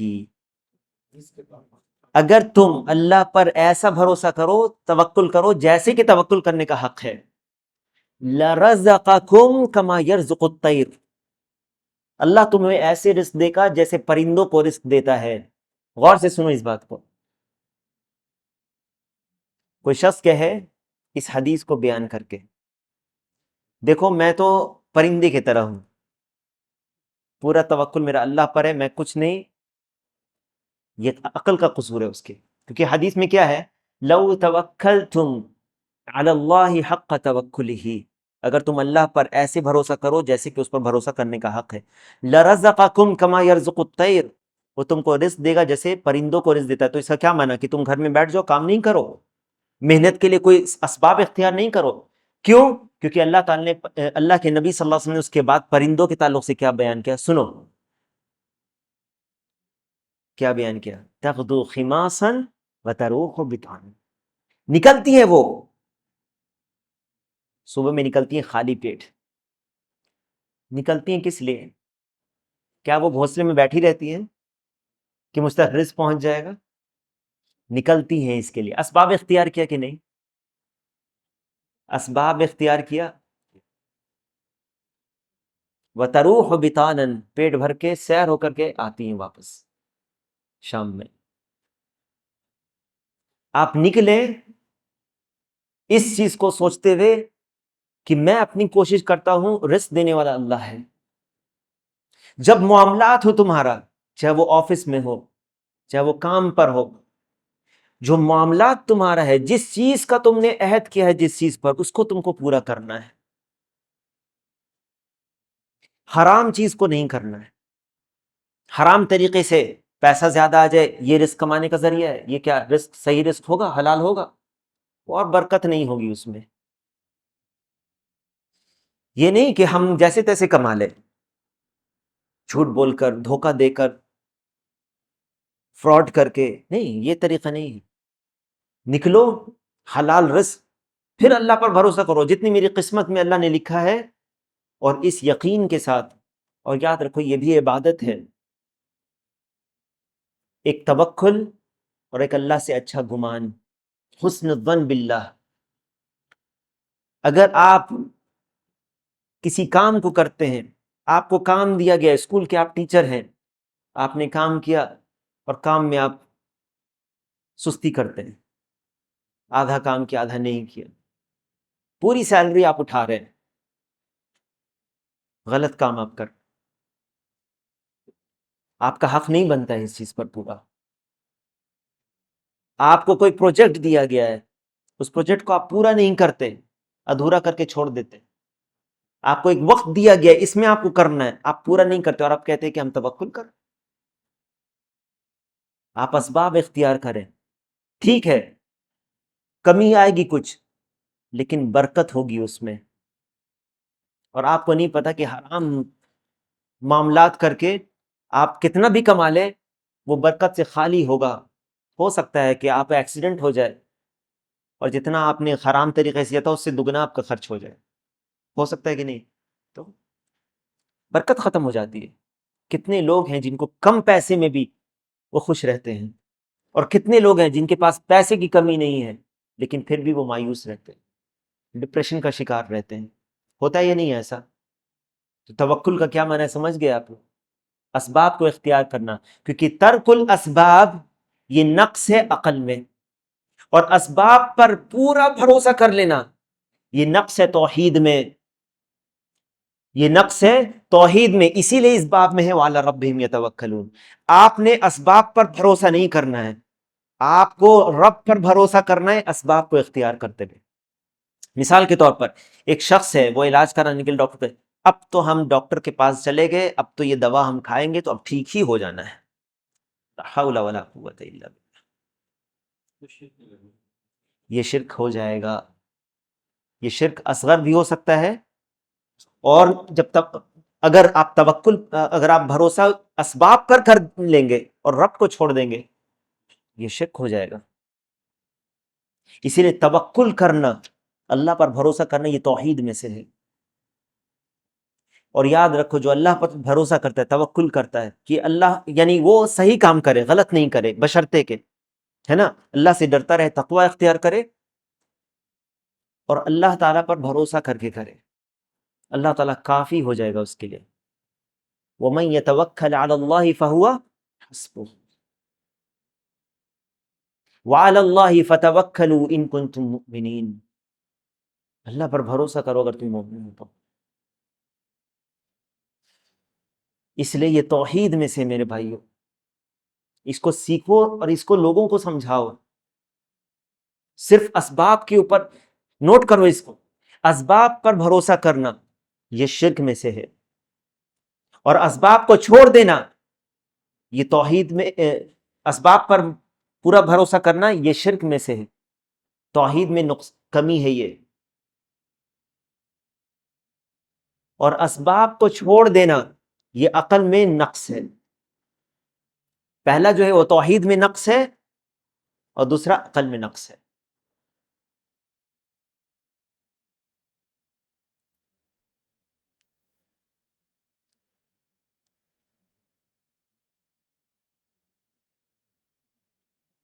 وَأُفَوِّضُ أَمْرِي إِلَى اللَّهِ وَأُفَوِّضُ أَمْرِي إِلَى اللَّهِ. میں نے اپنے معاملات کو اللہ کے سپرد کر دیا. جب کچھ نہیں راستہ نظر آئے تو پھر اللہ سے دعا کرو کہ اللہ مجھے صحیح رہنمائی کر، اور اللہ پر بھروسہ کر، اللہ تعالی رہنمائی کر دے گا. کچھ مشکلات آ سکتی ہیں، کچھ مصیبتیں آ سکتی ہیں، لیکن یاد رکھنا کہ حرام سے بچتے رہو جہاں تک ہو سکے، بلکہ حرام سے بچتے رہو اور اللہ کا تقوی اختیار کرو گے. وَمَن يَتَوَكَّلْ عَلَى اللَّهِ فَهُوَ حَسْبُهُ. اور وَمَن يَتَّقِ اللَّهَ يَجْعَلْ لَهُ مَخْرَجًا وَيَرْزُقْهُ مِنْ حَيْثُ لَا يَحْتَسِبُ. وَيَرْزُقْهُ مِنْ حَيْثُ لَا يَحْتَسِبُ. جو اللہ پر بھروسہ کرتا ہے، جو اللہ کا تقوی اختیار کرتا ہے، اللہ تعالیٰ اس کے لیے راستہ نکال دیتا ہے، اس کو رزق وہاں سے دیتا ہے جہاں سے اس نے گمان بھی نہیں کیا تھا. آج رزق کے نام پر لوگ کیا کیا طریقہ اختیار کرتے ہیں جو حرام ہوتا ہے، اس سے برکت چلی جاتی ہے، انسان اور الجھن میں پڑ جاتا ہے اور مصیبت میں پڑ جاتا ہے. ٹھیک ہے. سبقک عکاشہ ای الی احراز هذه الصفات اور سبقک بالسؤال. دو معنی ہو سکتا ہے، یا تو اس صفت کو عکاشہ لے گئے آگے تم سے پہلے، یا سوال کرنے میں تم سے آگے بڑھ گئے تاکہ یہ راستہ بند ہو جائے کہ اور لوگ جو اس کے اہل نہیں ہیں وہ بھی سوال نہ کریں تو نبی صلی اللہ علیہ وسلم کیا کہیں گے وہ. ٹھیک ہے، یہ حسن اخلاق میں سے نبی صلی اللہ علیہ وسلم کا. المعنى الاجمالی للحدیث، حدیث کا اجمالی معنی دیکھو. یصف لنا حسین بن عبد الرحمن حوارا دار فی مجلس سعید بن جبیر بمناسبت انقضاض کوكب فی اللیل. آپس میں بات کر رہے ہیں حسین بن عبد الرحمن اور سعید بن جبیر اس تعلق سے جو ستارہ ٹوٹا تو کس نے دیکھا تھا. تو حسین ابن عبد الرحمن نے کہا کہ انہوں نے دیکھا تھا لیکن اس وقت وہ نماز میں نہیں تھے. کیا فائدہ اس سے ملتا ہے؟ تاکہ کوئی شخص یہ گمان نہ کرے کہ انہوں نے رات میں جب ستارہ دیکھا تو یہ نماز کی حالت میں ہوں گے، تاکہ لوگ وہ عمل جو وہ نہیں کر رہے تھے لوگ یہ نہ سمجھے کہ وہ عبادت کر رہے تھے. تو اپنے اوپر سے یعنی یہ لوگوں کا یہ وہم کہ کہیں لوگ یہ وہم نہ کر. دیکھو صحابہ کس طور تابعین یا سلف کس طور پر جب نیکی نہیں کر رہے ہیں تو لوگ اس وہم میں نہ پڑے کہ وہ نیکی کر رہے تھے، اس چیز کو ختم کر دیا. یہ اخلاص کی نشانی ہے یا ہے نا. لأنه لم يكن حين ذاك نائما إلا أنه خاف أن يظن الحاضرون أنه ما رأى النجم إلا لأنه يصلي. وہ اس چیز سے ڈرے کہ لوگ یہ نہ سمجھ لیں کہ وہ نماز پڑھ رہے تھے. اور آج کیا ہوتا ہے، اللہ المستعان. آج حالت یہ ہے کہ لوگوں سے یہ سننے میں آتا ہے، اور میں نے سنا بھی ہے لوگوں کو، یہ اہل علم بیان کرتے ہیں کہ لوگ جاتے ہیں جب عمرہ کرنے یا حج کرنے، کعبہ کے سامنے کھڑے ہوتے ہیں، اپنی تصویر کھنچواتے ہیں. کیسے؟ کعبہ پیچھے ہوتا ہے، ہاتھ اٹھاتے ہیں، اپنے چہرے کو رونے والا چہرہ بناتے ہیں جبکہ وہ رو نہیں رہے. دیکھو آج لوگوں کا حال. شیخ عبدالرزاق البدر حفظہ اللہ نے ایک درس میں اپنے بیان کیا، جو میں اسی سے غالباً یہی بات انہوں نے نقل کی کہ لوگ آتے ہیں، ایک شخص کو انہوں نے کہا کہ میں نے دیکھا، کسی سے کہا کیمرہ دیا، کھڑے ہو، مصحف کھولا، مسجد نبوی میں بیٹھا، فوٹو کھینچوایا، اس کے بند کر کے اٹھ کے چلا گیا.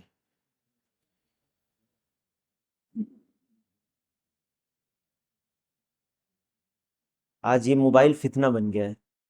ہو سکتا ہے یہ جو چھوٹی سی چیز جو آپ نے خریدا ہے اپنے پیسے کو کمائی سے، ہو سکتا ہے یہ آپ کے جہنم کا راستہ لے جائے. ہو سکتا ہے کہ نہیں؟ اللہ کی پناہ. اپنی نفلی عبادتوں کو چھپانے کی کوشش کریں. یہ نفلی عبادتیں صرف ضرورت کے تحت ظاہر کی جاتی ہیں.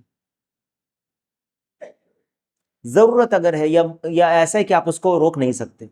اب ظاہر سی بات ہے کہ ریاکاری کے ڈر سے تو کوئی گھر میں نہیں بیٹھے گا، وہ تراویح پڑھنے کے لیے آئے گا، ہے نا. تو یہ الگ مسئلہ ہے. نہیں تو بعض سلف قرآن کی تلاوت کرتے تھے، کوئی آتا تھا تو اس کو بند کر دیتے تھے تاکہ لوگ یہ نہ سمجھیں کہ کہیں یہ ریاکاری داخل نہ ہو جائے. اس کا معنی یہ نہیں ہے کہ آپ ہر وقت کوئی بھی عبادت نہ کریں لوگوں کے سامنے، نہیں، ضرورت پڑتی ہے لوگوں کو، اور وہاں پر اگر آپ نہیں کریں گے تو ہو سکتا ہے کہ کوئی وہ شخص کرے جو نااہل ہو.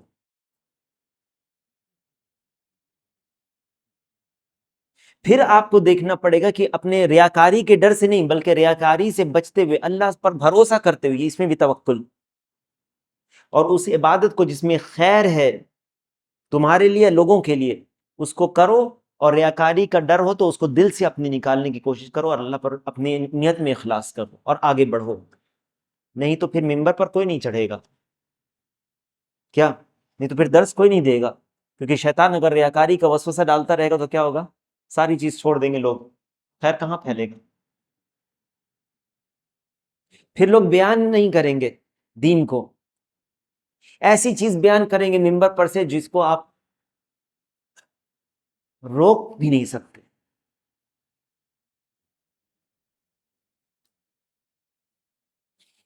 بعض اہل علم کہتے ہیں، بعض سلف کا قول ہے کہ اگر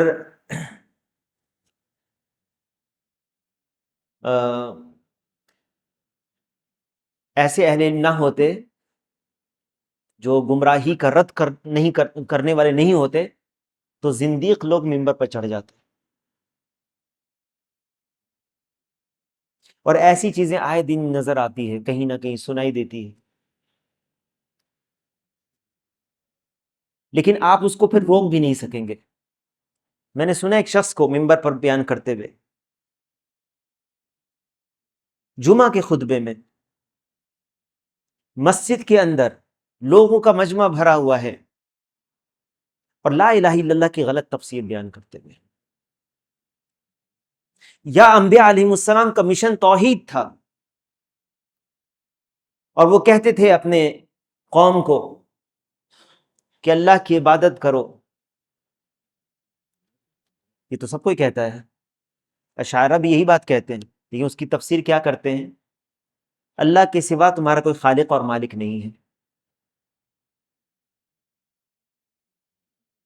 کیا یہ ہے تفسیر اس کی؟ اللہ کے سوا تمہارا کوئی خالق اور مالک نہیں، یہی تمام انبیاء نے کہا اپنے قوم کو. اب کیا کہیں گے؟ اسی لیے بعض چیزوں کو جو حالات ہوتی اس کو دیکھا جاتا ہے. علم حاصل کریں اور آگے بڑھیں اس میں. کہتے ہیں کہ یہ جو ہے سلف کی عادت ہوتی تھی اخلاص کی. دیکھو کہتے ہیں کہ لوگوں کو یہ وہم و گمان نہ ہو کہ انہوں نے اس لیے کیا تاکہ وہ نماز پڑھ رہے ہوں گے، کیونکہ عادت تھی سلف کی کہ اپنے اخلاص کے لیے وہ حریص رہتے تھے. فَأَخْبَرَ السَّبَبَ الْحَقِيقِ لِيَقْظَتِهِ، انہوں نے حقیقی وجہ بتائی کہ وہ جاگے ہوئے کیوں تھے. وَأَنَّهُ بِسَبَبِ إِصَابَةٍ حَصَلَتْ لَهُ، کیونکہ انہیں ڈس لیا تھا کسی بچھو وغیرہ نے، اس لیے وہ اٹھے ہوئے تھے نہ کہ نماز پڑھ رہے تھے. حالانکہ ضرورت نہیں تھی اس کو بیان کرنے کی. کیا ضرورت تھی اس کو بیان کرنے کی؟ وہ نماز نہیں پڑھ رہے تھے، لیکن اس چیز کو انہوں نے کیوں بیان کیا؟ اب آپ سمجھ گئے. ٹھیک ہے. ریاکاری بہت خطرناک چیز ہے، اللہ ہم سب کو بچائے اس سے. کیونکہ ریاکاری ایک تو ہوتی کہ آدمی بیان کر رہا ہے اس لیے کہ لوگ اس کو جانیں، اور دوسری چیز اس طرح سے نہیں بیان کرتے. میری نیند جب تہجد کے لیے ٹوٹی تو میں نے سنا کہ دیکھا آپ کا میسج. یہ بیان کرنے کی کیا ضرورت ہے کہ میری نیند تہجد کے لیے ٹوٹی؟ یہ مخفی نہیں رکھ سکتے اپنے اور اللہ کے بیچ میں؟ ٹھیک ہے. فانتقل البحث الى السؤال عما صنع حيال تلك الاصابه، پھر بات آنے لگی کہ تم نے کیا کیا. تو انہوں نے بتایا کہ میں نے رقیہ کیا. فاخبر انه عالجها بالرقیہ فساله سعید عن دلیل الشرعی، عن دلیلہ الشرعی.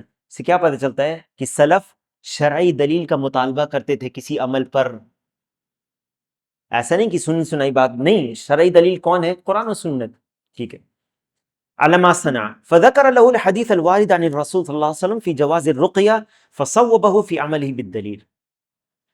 تو جب انہوں نے حدیث سنی نبی صلی اللہ علیہ وسلم سے تو کہا کہ ہاں ٹھیک ہے، رقیہ کی دلیل ہے، تم نے ٹھیک کیا، رقیہ کیا. تو ثم ذکر له حالة احسن مما فعل، اس سے بہتر چیز کو بیان کیا پھر. وهو الترقی الى کمال التوحید بترک الامور المکروہہ مع الحاجة الیہا. کمال التوحید کی طرف جانا جبکہ اس کی حاجت ہے لیکن پھر بھی اس کو چھوڑ دینا. توکلا علی اللہ کحالۃ السبعین الالف الذین یدخلون الجنہ بلا حساب ولا عذاب، جیسے ان لوگوں کی حالت جو 70,000 میں ہوں گے جو جنت میں بغیر عذاب اور حساب کے داخل ہوں گے. یہ اعلیٰ حالت ہے، اونچی حالت ہے نا. حیث وصفهم الرسول صلی اللہ علیہ وسلم بانہم یترکون الرقیہ والکی تحقیقا للتوحید، جبکہ رسول اللہ صلی اللہ علیہ وسلم نے بیان کیا کہ انہوں نے رقیہ اس لیے چھوڑا اور کئی داغ لگانا توحید کو مکمل کرنے کے لیے. وَيَأْخُذُونَ بِالسَّبَبِ الْأَقْوَى، مضبوط سبب، اس سے زیادہ مضبوط سبب اختیار کیا، وہ کیا ہے؟ التوکل علی اللہ، اللہ پر بھروسہ کرنا. وَلَمْ يَسْأَلُوا أَحَدًا غَيْرَهُ شَيْئًا مِنَ الرُّقْيَةِ فَمَا فَوْقَهَا، رقیہ اور اس سے اوپر کی کوئی اور چیز نہیں لوگوں سے مانگا. ابھی تھوڑا دیر پہلے ایک حدیث بیان ہوئی یا اس کا مفہوم یہ استغناء عن الناس عن الخلق کے تعلق سے، کہ نبی صلی اللہ علیہ وسلم نے بعض صحابہ سے بیعت لی اس بات پر کہ لوگوں سے کوئی سوال نہ کریں. تو جب وہ سواری پر سوار ہوتے اور ان کا کوڑا گر جاتا تو وہ نہیں مانگتے تھے کسی سے بلکہ خود اتار کے لیتے تھے. لیکن اگر کسی شخص کا کوئی سامان گر گیا مثال کے طور پر، یا چھوٹ گیا اور کوئی دوسرا اس کو لے کر آ گیا تو کیا وہ اس فضیلت سے باہر ہے؟ نہیں. اسی طرح سے جیسے رقیہ کا آپ نے مطالبہ نہیں کیا اور کسی نے، سمجھ گئے؟ تو اس لیے یہاں پر اگر کوئی شخص خود بڑھ کر کے اگر کوئی کر دے، آپ نے مطالبہ نہیں کیا ہے، ٹھیک ہے، تو یہ استغناء عن الخلق کے خلاف نہیں ہے. اب مناسبۃ الحدیث للباب، آخری میں ہم لوگ پہنچ چکے الحمدللہ اس باب کے. اس کی مناسبت کیا ہے؟ ان فیہ شیئا من بیان معنی حقیقت التوحید وثواب ذلک عند اللہ تعالی. توحید کی تحقیق، حقیقت دیکھو اور یہ کہ مخلوق سے وہ بھی چیز کا سوال نہیں کرنا جو کرنے پر گناہ نہیں ہے، صرف اپنی توحید کو مضبوط اور اللہ پر بھروسہ کرتے ہوئے۔ واضح ہے؟ ٹھیک ہے۔ ما یستفاد من الحدیث، حدیث سے جو فوائد ملتے ہیں، فضیلۃ السلف وان ما يرونه من الآیات السماویہ لا يعدونه عادة بل يعلمون انه آیہ من آیات اللہ۔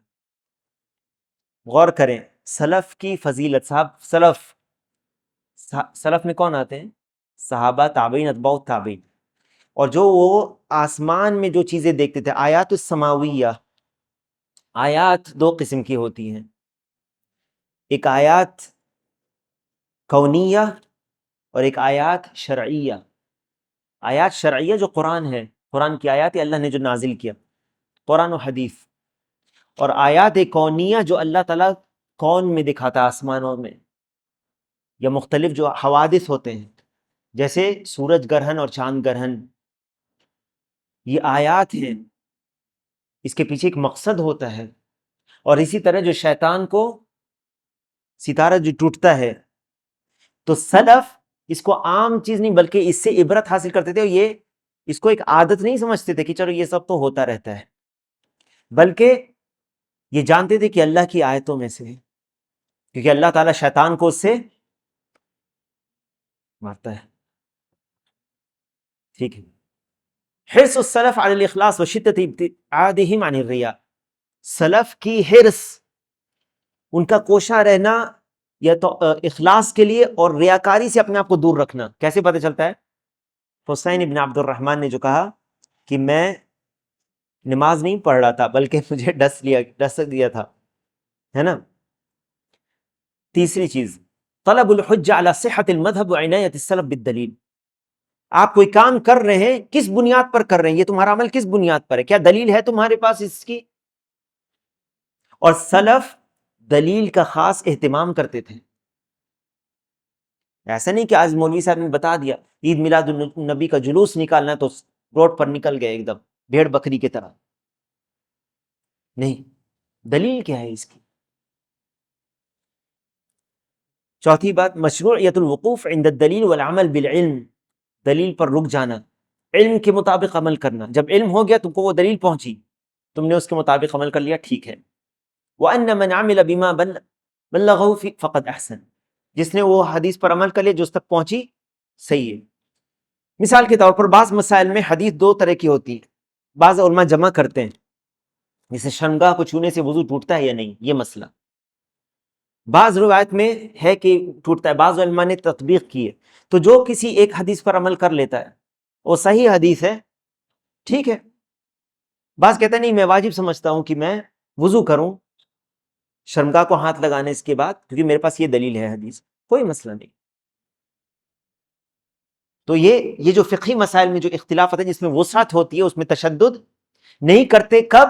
جب دلائل میں احتمال ہوتا ہے، سمجھ رہے ہو؟ یا دلائل دو طرح سے ہیں، اس لیے۔ پانچویں چیز، تبلیغ العلم بتلطف و حکمہ، نرمی سے اور حکمت سے علم کو پہنچانا۔ یعنی کہاں سے پتہ چلتا ہے؟ سعید بن جبیر نے کہا نہیں نہیں، یہ نہیں، میرے پاس یہ حدیث دلیل ہے۔ کہا کہ نہیں، جو تم تک پہنچی، اگر کسی نے اس پر عمل کر لیا جہاں تک اس کا علم پہنچے، علم کی بنیاد پر عمل کیا ہے، ٹھیک ہے۔ چھٹا، اباحت الرقیہ، رقیہ جائز ہے۔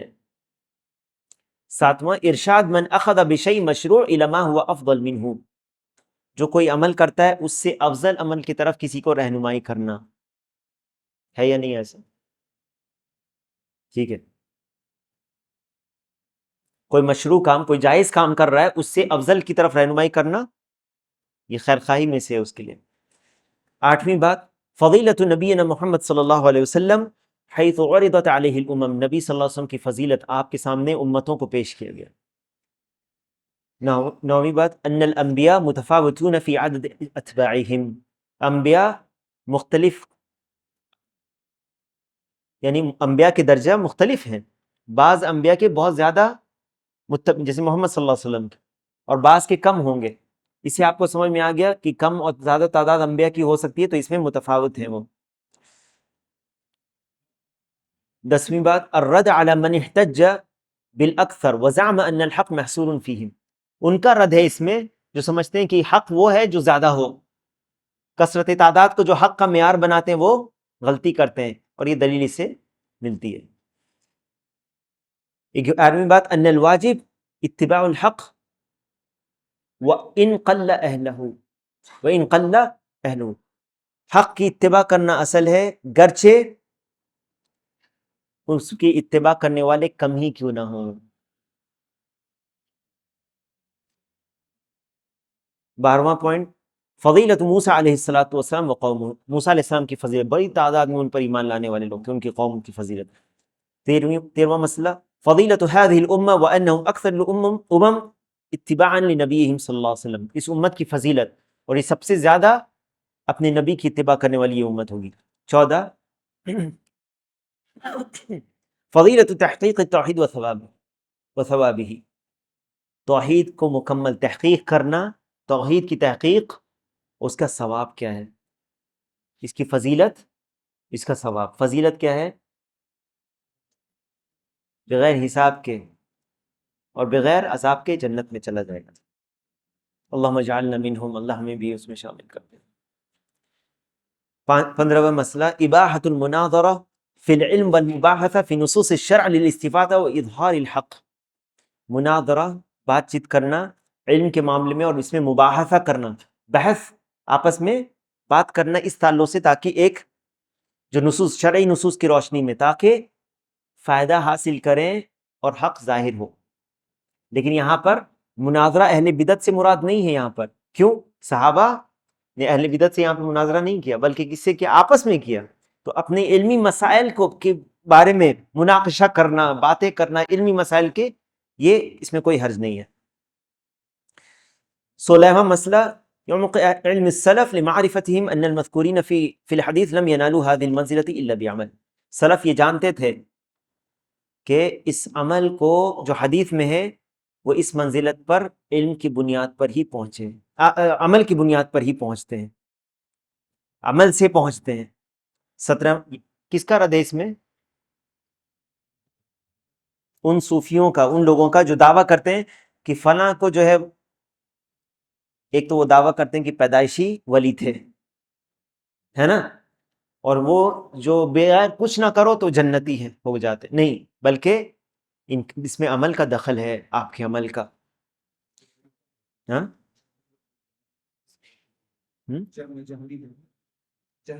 نہیں، وہ لوگ جو عمل کا انکار کرتے ہیں وہ دوسرا مسئلہ ہے۔ حرص السلف علی الخیر والمنافسہ فی الاعمال الصالحہ، سلف کی حرص خیر کے کام کے لیے، اور آپس میں کمپیٹ کرتے تھے اچھے کام کے لیے، آگے بڑھیں۔ 18واں مسئلہ کہ ان ترک الرقیہ والکی من تحقیق التوحید، رقیہ اور داغنا کو چھوڑنا یہ تحقیق توحید میں سے۔ 19واں مسئلہ طلب الدعاء من الفاضل فی حیاتہ، زندگی میں کسی فاضل شخص سے، اور نبی سے بڑھ کر کوئی انسان نہیں ہے، تو نبی سے دعا کرنا کوئی حرج نہیں ہے، نبی صحابہ نے کرایا دعا۔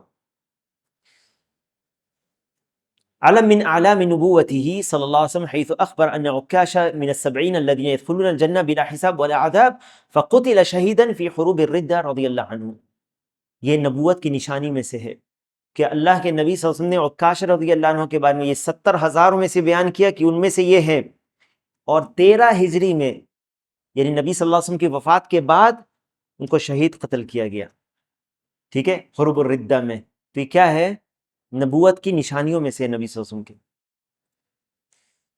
21واں مسئلہ فضیلت عکاشہ بن محصن، عکاشہ رضی اللہ عنہ کی فضیلت۔ 22واں استعمال المعارض وحسن خلقہ صلی اللہ علیہ وسلم حيث لم يقل للرجل الآخر لست منهم، معارض یعنی وہ ایسی بات کرنا کہ وہ بات لگے کہ یہ نہیں کہا اس کو بظاہر کہ تم اس میں سے نہیں ہو، 70,000 میں سے نہیں، نبی صلی اللہ علیہ وسلم کا حسن اخلاق ہے۔ اور 23واں مسئلہ سد الذرائع لئلا يقوم من ليس اہلا فیرد، واللہ اعلم، ذریعہ کو بند کرنا تاکہ کوئی شخص پھر نہ کھڑا ہو کے کہے کہ میرے لیے بھی دعا کر دیجئے، تو یہ راستہ بند کر دیا تاکہ بعد کے آنے والے لوگ پھر یہ نہ مطالبہ کریں، جو اس کا اہل نہ ہے وہ بھی مطالبہ نہ کر بیٹھے۔ اکثر مسئلہ یہ بھی اس میں بیان کر دیا گیا ہے، یہیں پر رکتے ہیں کیونکہ اکثر مسئلہ جو اصل کتاب میں مسائل ہے اس کو بیان کیا گیا تھا۔ اس مہینے کا یہ آخری درس ہے، اگلے 2 ہفتے درس نہیں ہوگا، لیکن امتحان کا لنک جائے گا انشاءاللہ، امتحان کا لنک جائے گا۔ آپ لوگ تمام لوگ کوشش کریں امتحان دینے کی۔ اگلا جب درس شروع ہوگا اس کے پہلے انشاءاللہ اس کا نتیجہ بھی آ جائے گا، اور بس اس کو ایک بار ہو سکتا ہے کہ ہم لوگ سرسری طور پر پڑھ لیں کیونکہ آج وقت نہیں ہے اس کو پڑھنے کا، اور پھر اگلا باب الخوف من الشرک شروع کریں گے۔ اللہ تعالیٰ سے دعا ہے کہ اللہ تعالیٰ ہم سب کو علم نافع اور عمل صالح کی توفیق عطا فرمائے۔ اللہ تعالیٰ ہم سب کی مغفرت فرمائے، ہمارا جمع ہونا یہاں اس کو علم کو حاصل کرنا اللہ تعالیٰ قبول فرمائے۔ سبحانک اللہم و بحمدک، اشہد ان لا الہ الا انت، استغفرک و اتوب الیک۔ اللہم صلی وسلم وبارک علی نبینا محمد وعلی آلہ وصحبہ اجمعین والحمد للہ رب العالمین۔